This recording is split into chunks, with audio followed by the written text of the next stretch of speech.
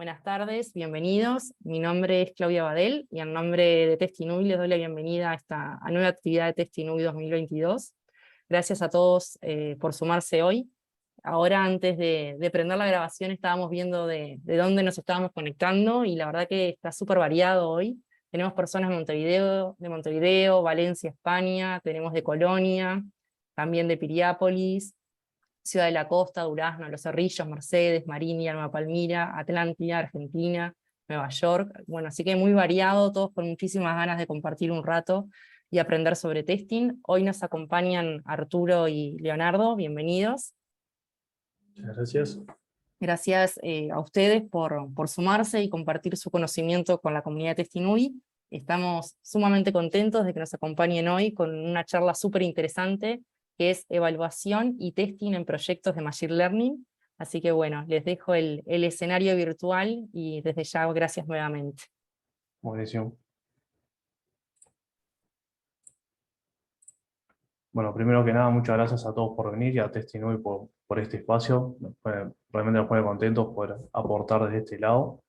Como comentó Claudia, la idea es echar un poco de luz en cómo aplicar proyectos de QA sobre esta rama nueva.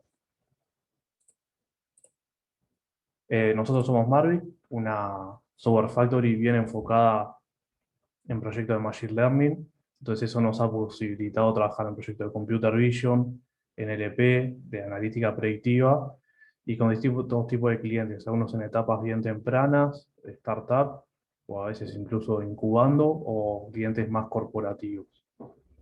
La agenda un poco que vamos a seguir implica ver la motivación y los desafíos, un poco para setear el ground de dónde estamos parados y cuál es esta nueva realidad.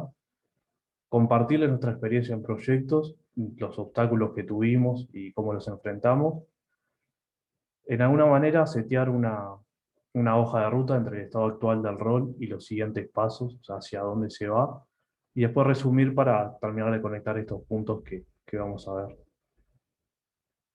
La motivación que hay es que, a fin de cuentas, varios proyectos de Machine Learning han ganado tracción en cantidad y en profundidad. Cuando digo profundidad es, bueno, la complejidad y el impacto que tienen las KPI del negocio, cómo influyen, y esto hace que se vaya ordenando la cancha, se vayan estructurando los proyectos, incluso los roles que hay dentro de los proyectos. Se empieza a definir más el alcance, las asignaciones de los roles, y empiezan a surgir nuevos roles con tareas designadas, y acá empieza a jugar un poco el QA a definirse. Los desafíos principales que nosotros vemos en los proyectos a los que nos enfrentamos tienen una doble de raíz. Lo primero es la naturaleza de los errores y también está una migración que hay hacia un nuevo mundo. Ese nuevo mundo pasa de un contexto determinista, donde el software tradicional puede hablar un idioma de contratos, de comportamiento esperado y de testear ese cumplimiento, y ahora migramos hacia un contexto que es probabilístico, que no es determinista, donde la unidad de trabajo o la materia prima, por así decirlo, deja de ser el contrato y esa comunicación asíncrona hacia uno de datos, y la validación entonces no es tan objetiva, se puede a priori parece difusa, y cambia el verbo, y para esto me parece un detalle, después lo vamos a ir eh, particionando e inspeccionando un poquito mejor. Se pasa de testear a evaluar, que es realmente ligera la diferencia, pero lo vamos a ver más en detalle. Y bueno, los puntos de falla también tienen distinta naturaleza. Si bien hay una dinámica o política en la software tradicional de move forward, de ir avanzando, ir mejorando la solución, sin duda que entre antes se levante la bandera de, che, esto no anda bien, mucho mejor, pero acá empieza a ser un poquito más complejo. En primera instancia, muchas veces los errores se manifiestan en una etapa un poco más avanzada del proyecto, por lo que tienen un impacto un poco mayor, y la balanza de traqueo contra arreglarlo está mucho más inclinada a lo primero. O sea, a veces es bastante más importante y desafiante de encontrar de dónde surge que el posterior fix, que que tal vez tiene una dificultad más bien lineal. La idea es ahora adentrarnos en 4 experiencias que le queremos compartir y que tienen particularidades y perfilismos bien característicos y cómo los fuimos sorteando. El primer proyecto que vamos a ver es de la evolución de los rostros de las personas. Este cliente quería generar conciencia en sus usuarios, primero del paso del tiempo y de hábitos que podían tener. Acá vemos la ganancia extrema de peso y cómo impactaba eso en sus rostros. Acá vemos cómo era el paso del tiempo del momento actual a 20 años. Cuando quisimos realmente empezar a validar los resultados, surgieron algunos desafíos. El primero, por ejemplo, era el envejecimiento. La trazabilidad que queríamos chequear de una persona actual con un periodo de 20 años luego se perdía, o sea, no se podía validar que la identidad se mantuviera, pero sí se mantenía en pasos más chicos, por ejemplo, de una foto actual a 10 años y de 10 a 20. Entonces, si uno estaba inmerso en el contexto, sí podía entender que eso ocurría y tenerlo en cuenta, pero de lo contrario no se hubiera desechado el resultado. Otra cosa que nos pasó, y acá por ahí podríamos levantar la primera bandera, es, hablando un poco coloquialmente, algunas imágenes parecían pellizcadas con ciertos puntos negros. Y esto a priori no era posible de tenerse en cuenta, ya que ninguno de los datos con los que se entrenaba, o sea, se aprendía la tarea, tenían esta particularidad. Entonces había que hacer revisiones manuales de que esto no ocurriera, porque el modelo llegaba a un mínimo, llegaba a un caso borde del que no podía salir. Y acá a veces también se ve una bifurcación con el software más tradicional, que es no necesariamente implicó un cambio de código, un fix, sino que los propios datos, por seguir su ejecución, pudieron solventar este problema, que a veces uno ya asume que hay un error en la construcción del código propiamente dicho. Acá vemos también otro ejemplo de la imagen pellizcada, pero era la misma temática. Bueno, acá son 2 deportistas que ahora van a jugar el Mundial y querían saber cómo hubiera sido jugar con otro equipo. Volviendo a los proyectos, acá el contexto era un cliente de retail que quería mejorar la experiencia de usuario al probarse distintos outfits sin que hubiera esa fricción de tener que ir a un local y probarse distintas prendas y el tiempo que insumía. Acá vemos los resultados a los que se llegaron, donde una persona de nuestro equipo, simplemente cliqueando, puede ponerse una remera, una musculosa, una campera. Pero acá también empezaron a surgir varias dificultades que implicaban estar en el día a día. Muchas imágenes quedaban mal al principio, la primera perdía la mano, la segunda el render no quedaba bien y la tercera era sin mucho para agregar. Y acá también se nota tal vez alguna pequeña diferencia de que no todos los errores ponderan de forma igual. Porque uno podría decir, bueno, pero la primera imagen dentro de cierto contexto es bastante funcional, pero no puede ser que un error eh, termine teniendo un impacto negativo en el pain point que se quiere solucionar, que era probar ropa. No puede ser que la persona no vea su mano, o en el segundo caso, que el render sea tan incorrecto. Una, una flag que se levantó bastante temprano en este proyecto, además, fue que esto desde algún punto se hereda del software tradicional, que es alinearse constantemente con el cliente. Muchas veces nuestro equipo proponía un modelo ya mejorado y con un montón de mejora de performance o de la generación de las imágenes, pero el cliente por alguna textura o algún tono prefería un modelo, un versionado anterior. Entonces, acá se ven cómo los resultados a veces hay que alinearlos bien con la lógica del negocio y lo que se quiere alcanzar como entregable para estar siempre en la misma línea, porque a veces pequeñas diferencias pueden generar retrabajo. Ya yéndonos un poco del ambiente más de las imágenes, eh, no, también tuvimos la oportunidad de trabajar en un proyecto de e-commerce donde se quería estructurar el catálogo. Estructurar el catálogo en los sitios de e-commerce es un milestone, es un estadio bastante importante porque implica mejorar la oferta, ser más competitivo en precio y mejorar el ratio de visita versus compra. Acá, a diferencia de algunos proyectos, no escaseaban los datos, sino todo lo contrario, había muchísimos, pero eso habría varias ramas. La primera es que los datos sean heterogéneos, tal vez eso no tan grave, pero al ser de distintas fuentes, muchas veces se contradecían y tenían una confianza dispar. Entonces había que tener eso en cuenta, por poner un ejemplo, mismos productos vendidos en distintos países con distinto nombre o distinto código de barra, hacían que el traqueo fuera un poco más complejo. Nuestra tarea acá implicó mucha exploración de métricas para entender dónde estábamos parados y hacia dónde íbamos, mucha curación de imágenes, filtros, corrección de fondos, eh, quitamos algunos textos que no correspondían, validación de atributos, con lo importante que es eso para la definición de un producto, y el título que al fin de cuentas terminaba eh, trabajando de nombre propio.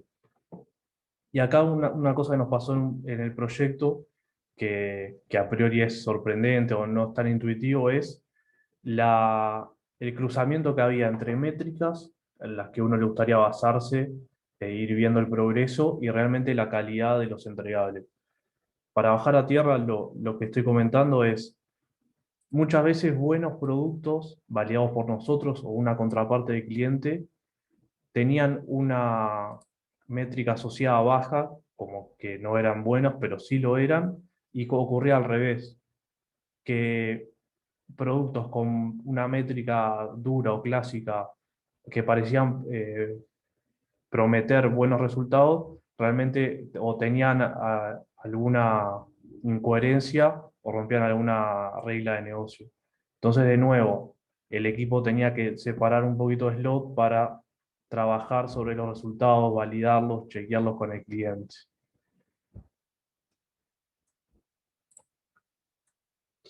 Bueno, acá yo sigo un poco hablando también de la experiencia que hemos tenido en algunos trabajos.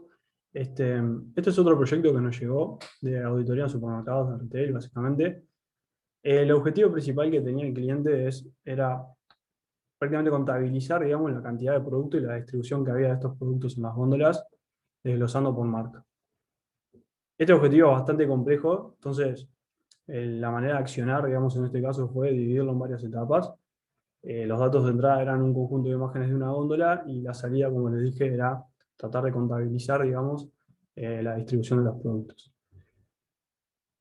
Nosotros lo dividimos en varios módulos. El primero, la idea era que pegara las imágenes, después se detectaran los sujetos, clasificaran, contabilizar y demás.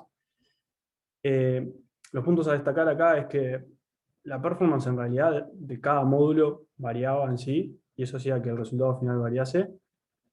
Y después, el método constructivo que tuvimos, que fue de ir elaborando, digamos, cada módulo por separado, y obviamente hablándolo con el cliente, presentándole resultados y demás, hizo que los requerimientos fueran cambiantes, dado que en realidad forma parte un poco de lo que mencionaba al principio Arturo, de que no es tan determinístico el área, sino que es un poco más probabilístico. Los resultados, por lo general, dependen mucho de la problemática y son bastante variables, entonces los requerimientos que el cliente ponía semana a semana iban cambiando dependiendo de esos resultados. Después, hablando un poco más del tema de la charla, digamos, el desafío en cuanto a calidad, por nuestro lado tuvimos que aprender las reglas de negocio. Nosotros teníamos que saber cuáles marcas eran las que habían, porque nosotros formamos parte también de la primera parte de etiquetado de datos. Asimismo, teníamos que saber cómo contabilizar los productos, porque no es lo mismo contar productos apilados de una misma marca que no lo están y demás. Y después, por último, algo para nada menor es que tuvimos que estar también en completo contacto con el cliente, como para ir evaluando los resultados y también ir viendo de que íbamos a la dirección deseada. Siendo un poco más específico, digamos, a los puntos posibles de falla que teníamos en este proyecto y también cómo impactaba, digamos, al final en cuanto a la calidad del resultado. Por ejemplo, acá algo a destacar, digamos, es que cada módulo propagaba el error. Particularmente, como les mencionaba al principio, nos llegaban imágenes y nosotros las teníamos que, de alguna manera, condensar y detectar qué productos habían en ellos. Las imágenes de las góndolas tenían overlap, tenían cierta intersección. Entonces el primer approach que hicimos fue, ¿saben? Vemos qué productos, qué puntos, digamos, comparten, se mapean entre las fotos y las pegamos. Al principio estaba todo ok porque las imágenes eran buenas, pero a medida que fuimos probándolo un poco en producción, vimos que esto ya no se cumplía tanto y podía llegar a errores del estilo como lo ven acá, o mismo por la naturaleza de las cámaras cuando habían muchas fotos que componían una góndola, porque además se pega horizontal y vertical también, es bastante complejo el problema, se empezaba a deformar la imagen por la naturaleza de las cámaras. Entonces, acá nos dimos cuenta, digamos, hablando con el cliente y viendo también en un ambiente de preproducción, cuál era el primer punto de falla que estábamos encontrando. Y la manera de paliar esta situación, que llegó a resultados muy, muy buenos, fue, en vez de pegar las imágenes, lo que hicimos fue enmascarar. Después, por último, algo que también nos sirvió mucho de aprendizaje, digamos, con este proyecto, es la definición de errores aceptables para el cliente. Nosotros, como ingenieros, podemos llegar a medir cierta performance en los modelos, podemos llegar a estimar cómo nos vamos a aportar en la realidad, digamos, y podemos, en este caso particular, decir qué tolerancia hay en cuanto a la confusión de clases, es decir, la confusión que hay entre las marcas que yo detecto o la cantidad que yo cuento, y bueno, ver algunos casos límites, cuáles son aceptables y cuáles no. Pero después hay otros problemas, en realidad hay otros casos en donde los errores no son para nada aceptables, digamos. En particular para este proyecto lo que sucedía era que nosotros detectábamos marcas de productos en lugares donde no se vendían directamente. Eso a nosotros no nos era tan evidente porque de cierta manera nosotros éramos agnósticos a de dónde surgía la imagen, pero en realidad esa información la teníamos. Entonces, para el cliente era un dolor que nosotros detectáramos marcas en donde en realidad no podían ser vendidas porque eran de competidores. Entonces, bueno, en función de esta experiencia, digamos, que le comentamos, nos preguntamos cómo podemos asegurar la calidad.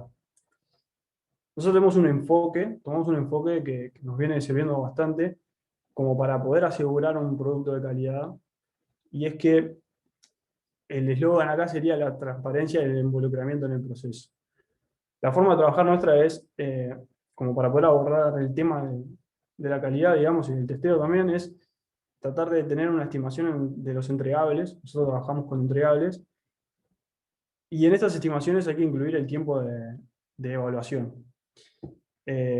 No es para nada menor dejar este tiempo de evaluación guardado como para nosotros tener una idea de cómo está evolucionando el proyecto, de qué resultados estamos teniendo, qué performance y demás. Por otro lado, algo que mencionaba lo último de la charla, de la presentación de trabajo anterior, perdón, es la definición de performance y qué comportamiento queremos llegar.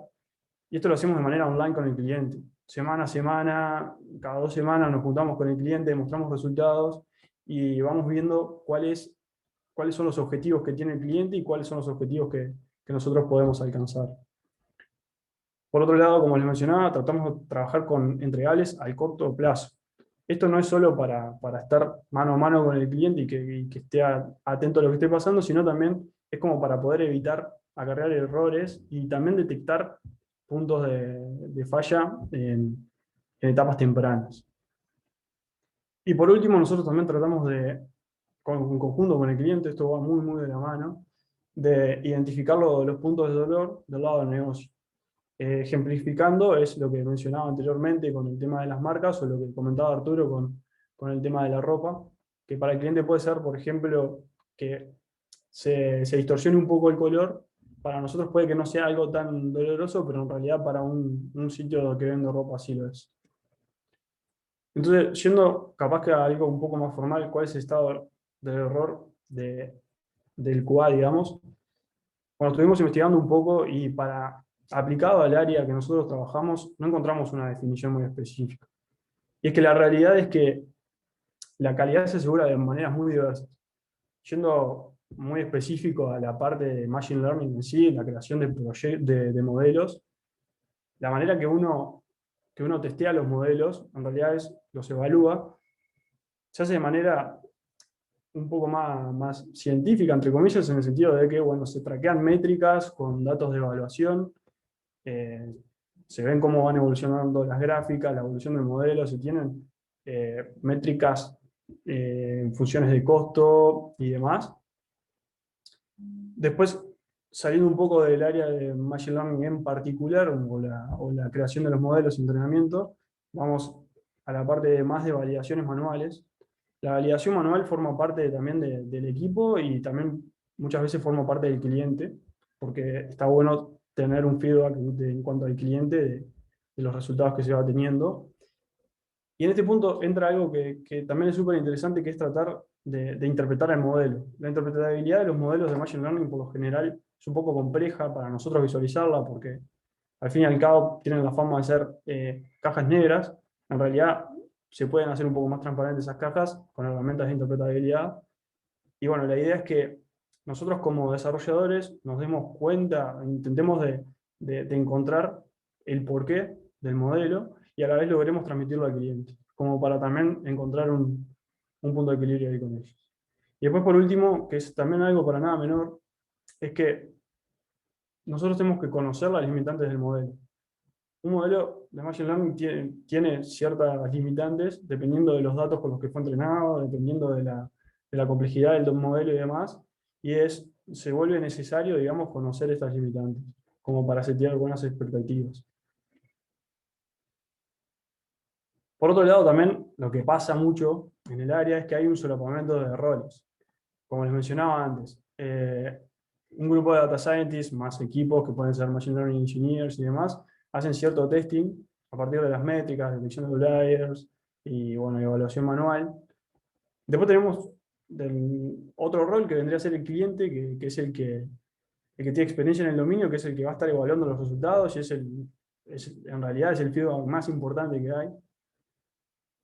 Y después, por otro lado, también tenemos ya para la parte más de desarrollo que trabajar, digamos, con las puestas en producción, como para poder, de preproducción, perdón, como para poder encontrar errores lo más temprano posible y las mejoras hacerlas lo más antes posible también. Entonces, como vemos acá, digamos, se va rotando la responsabilidad y al final queda bastante dispersa entre los distintos involucrados.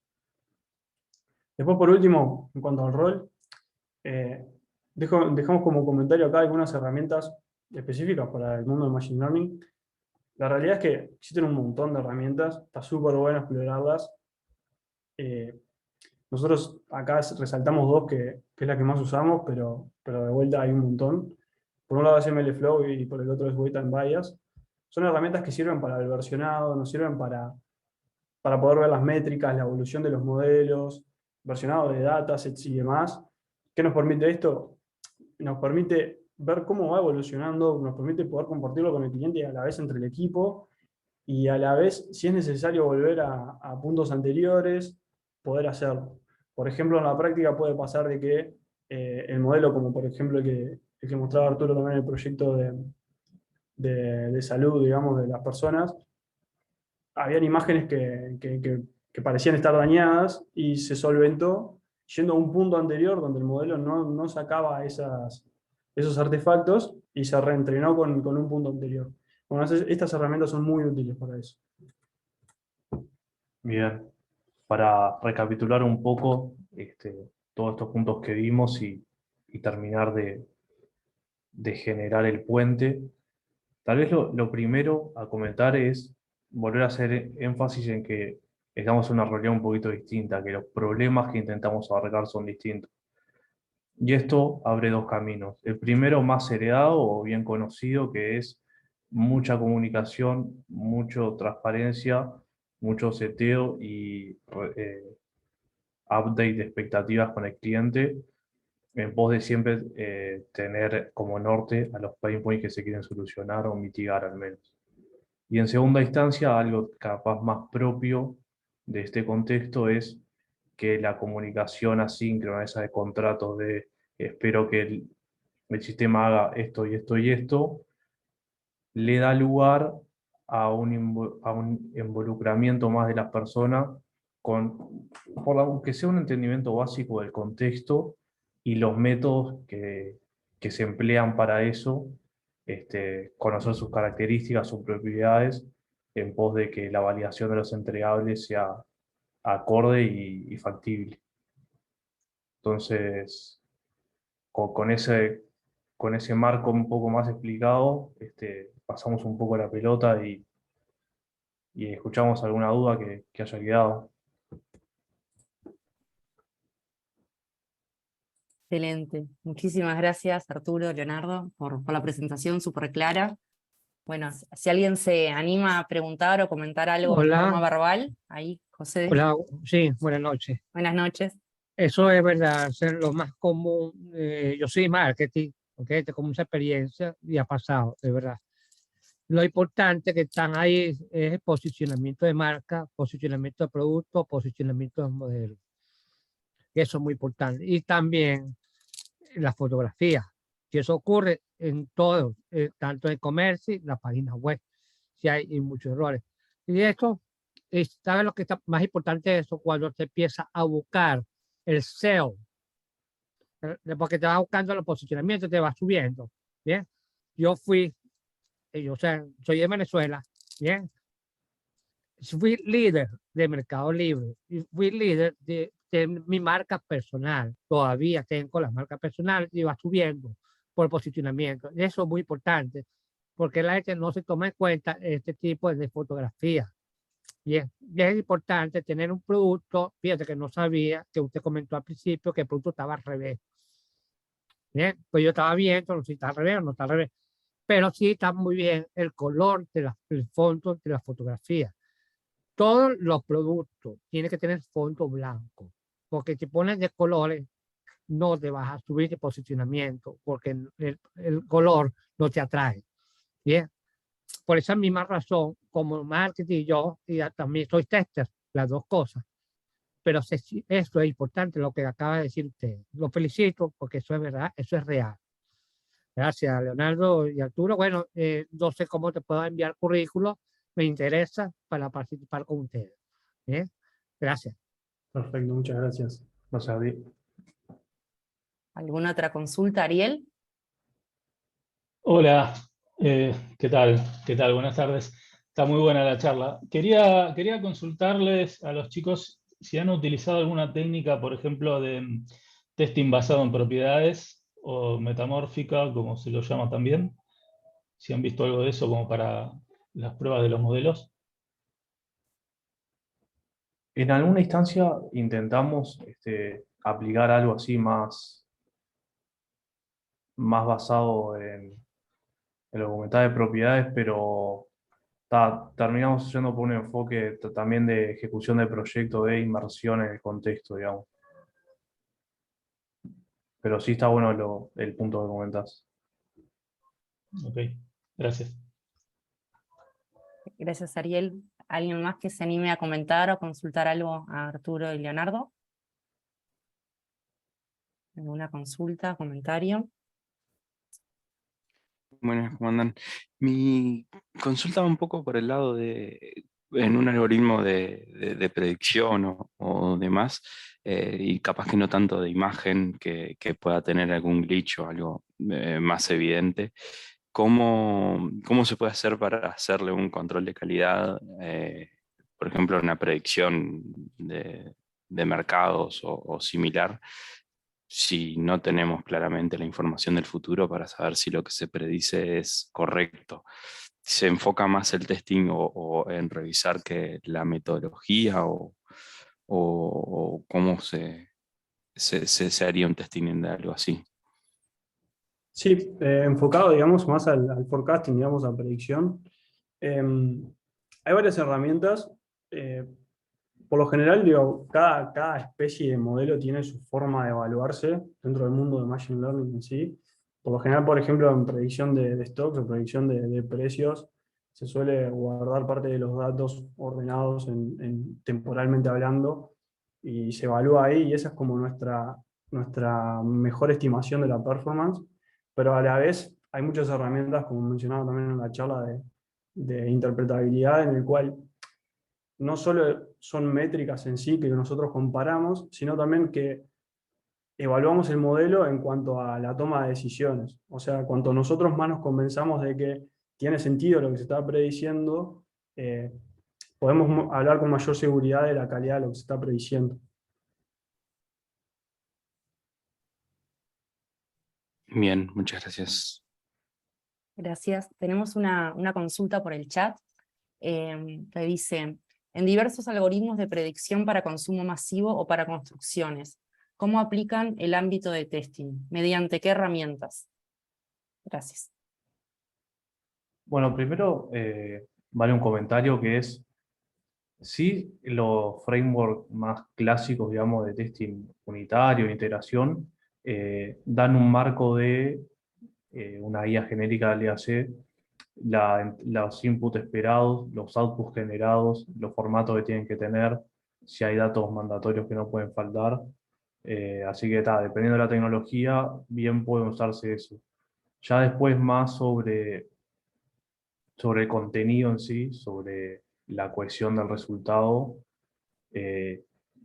generalmente implica entender si hay algún sesgo en los datos, cuál, y ser consciente de eso, entender la limitante de la realidad que se conoce.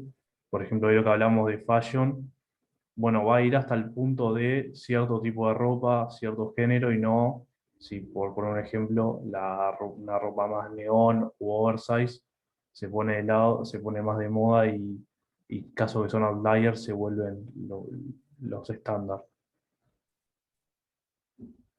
Gracias.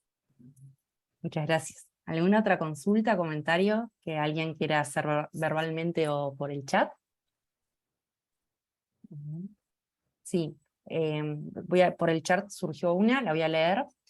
Por favor, ¿podrían aclarar el nombre de la segunda herramienta mencionada en la presentación aparte de MLflow? Gracias. Lo escribo ahí en el chat capaz. Buenas. Gracias. Generalmente se le conoce así como OneDB, es Weight and Bias. Buenísimo. Bien. ¿Alguna otra consulta o comentario? Voy a mirar en el chat. Buenísimo. Muchas gracias entonces a todos por su tiempo, por conectarse de distintos lugares, para algunos es muy tarde. Gracias también a Arturo y Leonardo por compartir este rato con nosotros, y los invitamos a la próxima actividad de Testinui, que va a ser el miércoles 30 de noviembre y va a ser en modalidad presencial. Muchísimas gracias a todos, buenas noches.